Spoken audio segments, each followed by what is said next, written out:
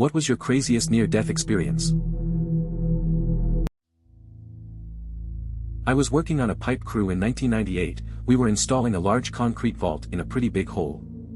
I'm standing in a ditch about 6 feet deep marking grade while the excavator operator is digging. So to the front of me is a large excavator bucket, itself weighing hundreds of pounds and backed by powerful hydraulics and thousands of pounds of steel armature, and behind me is a solid concrete wall about a foot thick.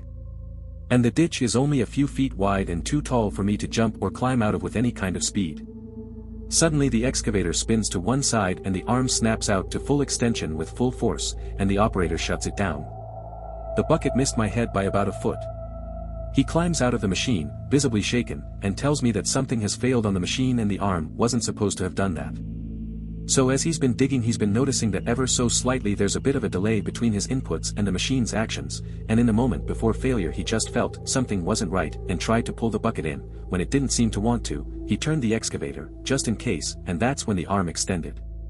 Had he not, I would have been crushed to fucking death. There were 2 other excavator operators on that crew, and they were basically idiots. Had one of them been with us that day, I'm sure I'd be dead. On December 16, 2004, I was with a friend having a beer in a bar on the Koh San RD in Bangkok, Thailand. It was the last week of my bumming round the world and we had a decision to make. Do we go home for Christmas or spend it on the beach in Phuket? Neither of us had been to Phuket and we thought it would be an awesome end to living out of a backpack for the last 18 months, but on the other hand Christmas at home with the family was also appealing. So we flipped a coin and went home to the UK. Flipping that coin a second earlier or later could have sent us into the path of the 2004 Boxing Day tsunami. My friend and I were taking an elevator down to the cafeteria in our dorm in college. For some reason, we were arguing about something when the doors opened, so we hung back for a second. Then the elevator dropped 2 floors with the doors open. I still hate getting in / out of elevators and I do a weird running start every time. Edit, happened in Canada, was an old building / elevator, 1950s, second edit, we were in the elevator when it dropped. More terrified of the getting sliced in half aspect than the drop. When I was in middle school I called my mom on my cell during lunch because my head hurt so badly I couldn't move, she was one on speed dial. Well, the nurse came and brought me to the office for a checkup and some pain pills while I waited for my mom. We didn't live close.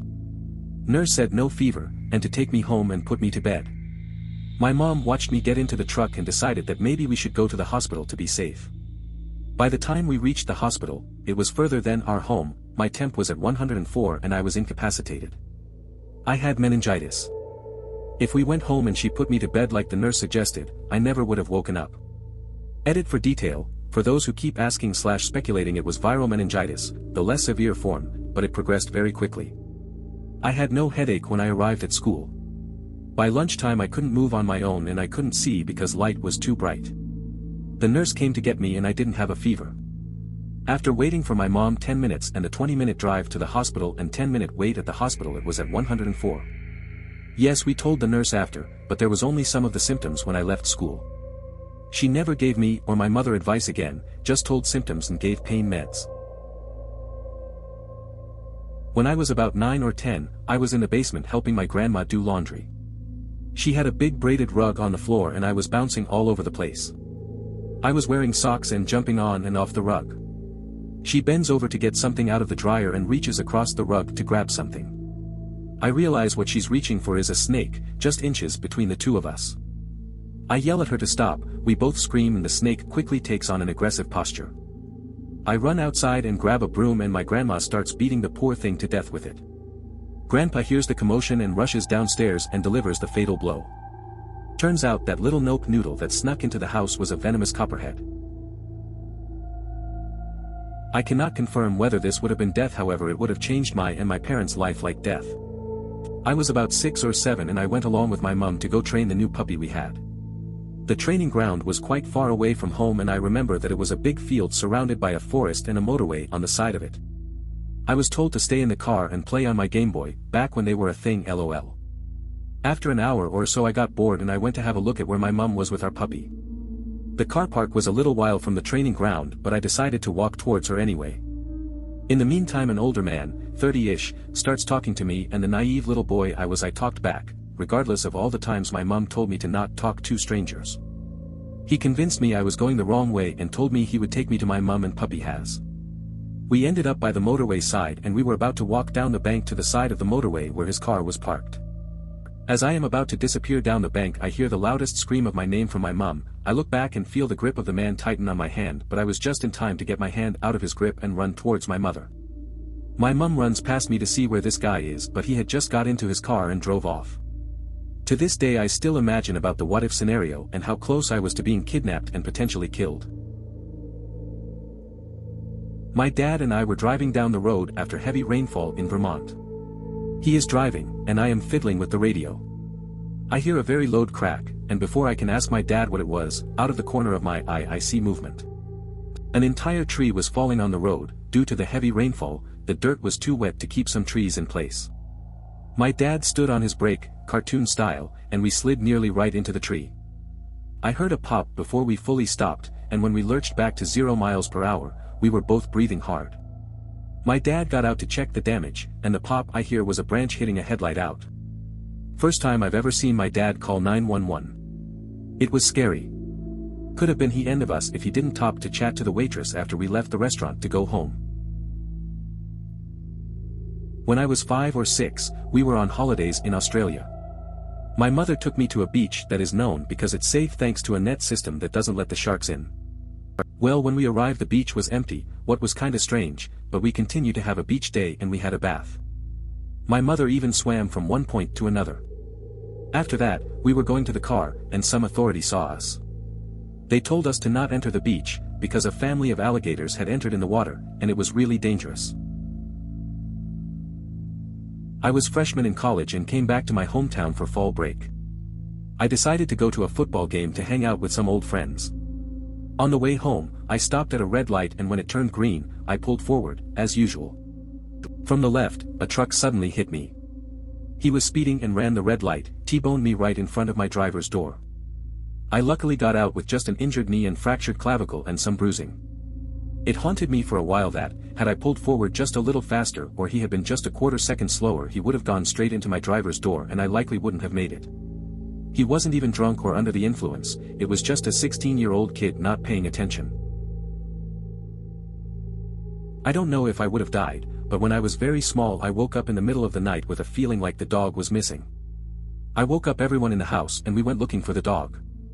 Somehow we were all outside when a Molotov cocktail was thrown into the neighbor's house and their house exploded, setting only one room in our house on fire, mine and my sister's. If I hadn't had everyone frantically searching for the dog, who knows what would have happened. The dog must have known something was up, too, because she had gotten out of the house and was hiding under a porch across the street. Had a bad hangover and was kind of nervous/jittery, which in turn made me extra watchful. I was driving home, light turned green and I started to go. Car going about 45 in crowded city traffic gives no fucks and goes right through the red. I slammed on the brakes and felt my anti-lock brakes engage for the first time in I don't know how long. Guy missed me by inches. Didn't even slow down. Had I not been hungover I doubt I would have given the cross traffic that second look to see him barreling toward me. He likely would have T-boned me right in the driver's door. A friend asked for a ride on my motorcycle, so I let him wear the spare helmet and took him for seafood at Neptune's Net in Malibu. Some of the nearby beach houses have driveways that lead directly onto the highway. So while we were on the return trip back towards Santa Monica, an SUV pulls onto my lane. There was absolutely no time to brake. As a precaution against this kind of thing I always watch the wheels of parked vehicles for movement and I always rest a thumb on the horn. So I see trouble brewing, honk as soon as the other vehicle starts to move, and change lanes. The driver of that SUV neither saw me coming or responded to the horn.